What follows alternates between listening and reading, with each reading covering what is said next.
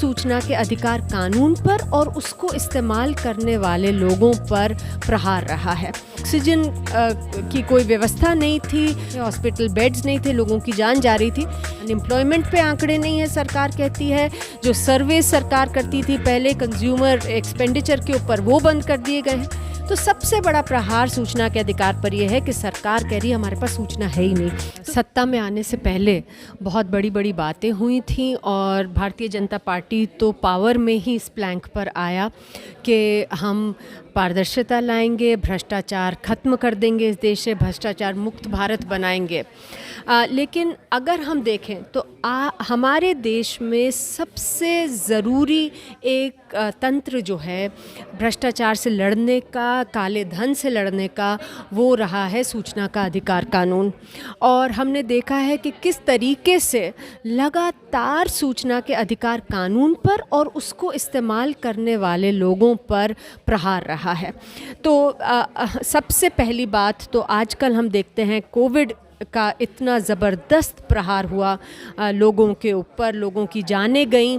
हमने देखा कि स्पेशली सेकंड वेव के अंदर किस तरह से लोगों के पास ऑक्सीजन की कोई व्यवस्था नहीं थी।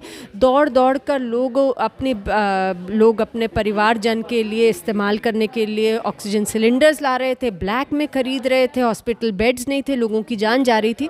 लेकिन जब सरकार से पूछा गया पार्लियामेंट में कि कितने लोगों की मौत हुई ऑक्सीजन की कमी से, तो सरकार ने कहा हमारे पास आंकड़े नहीं हैं, इन्फॉर्मेशन नहीं है।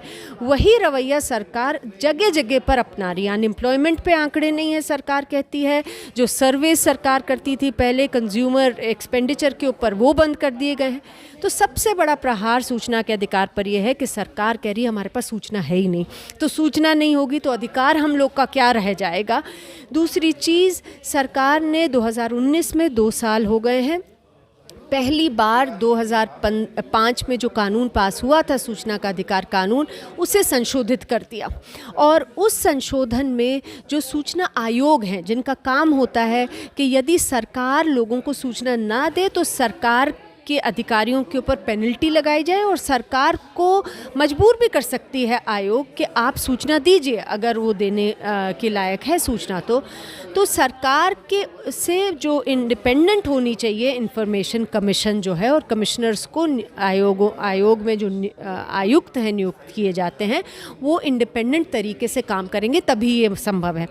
सरकार ने उनके कार्यकाल को और उनके जो सैलरी है और पेंशन है उससे कंट्रोल करने के लिए जो सूचना का अधिकार कानून है उसे संशोधित कर दिया। तो कानून में पहले लिखा था कि 5 साल के लिए सूचना आयुक्त की नियुक्ति होगी और उनकी जो सैलरी होगी वो सुप्रीम कोर्ट के जज के जितनी तय की गई थी।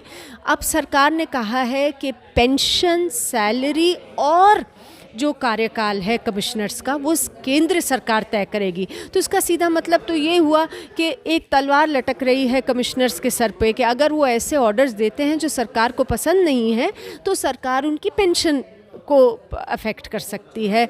कार्यकाल और सैलरी भी सरकार ने अपने हाथ में रखी है, तो ये एक बड़ा प्रहार है। दूसरी चीज़, जब से 2014 में बीजेपी सरकार आई है, एक भी केंद्र सूचना आयोग में आयुक्त की नियुक्ति नहीं की सरकार ने, जब तक लोग कोर्ट के दरवाजे नहीं खटखटाए हैं। बीच में तो 7 से ज़्यादा प्लेसेस खाली थी। 11 कमिश्नर्स हो सकते हैं, चीफ और 10 इंफॉर्मेशन कमिश्नर।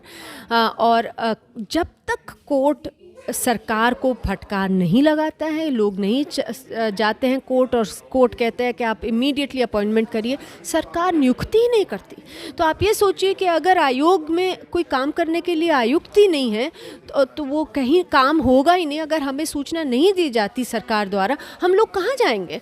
और आयोग में अगर नियुक्तियाँ नहीं होती हैं तो कौन सरकार को मजबूर कर सकता है कि आप लोगों के साथ सूचना दीजिए? तो ये तो सूचना का अधिकार तो केवल फिर कागज पे रह जाएगा। सूचना का अधिकार एक फंडामेंटल राइट्स है हमारा, बिल्कुल किसी भी नागरिक का। वो किस तरीके से ख़त्म हो रहा है, क्या हालात हैं अभी आरटीआई एक्टिविस्ट की और आरटीआई की? तो आरटीआई के ऊपर तो जैसे मैंने कहा कानून के ऊपर लगातार प्रहार है। कानून को अमेंड कर दिया गया है। जो कानून में एपिलेट अथॉरिटी है, सूचना के आयोग, उनके अंदर आयुक्तों की नियुक्ति नहीं की जा रही है जब तक लोग कोर्ट नहीं जाते हैं। और हम देख रहे हैं कि जो विसल ब्लोअर प्रोटेक्शन कानून था, जिसके ज़रिए आरटीआई एक्टिविस्ट जो कि सूचना निकालते हैं, भ्रष्टाचार को उजागर करते हैं, उन्हें प्रोटेक्शन मिल सकती थी, उस कानून को पारित हुए 2014 में पारित हुआ था। 8 साल होने को आ रहे हैं, आज तक उसके जो रूल्स हैं उसको प्रोमलगेट नहीं किया है सरकार ने।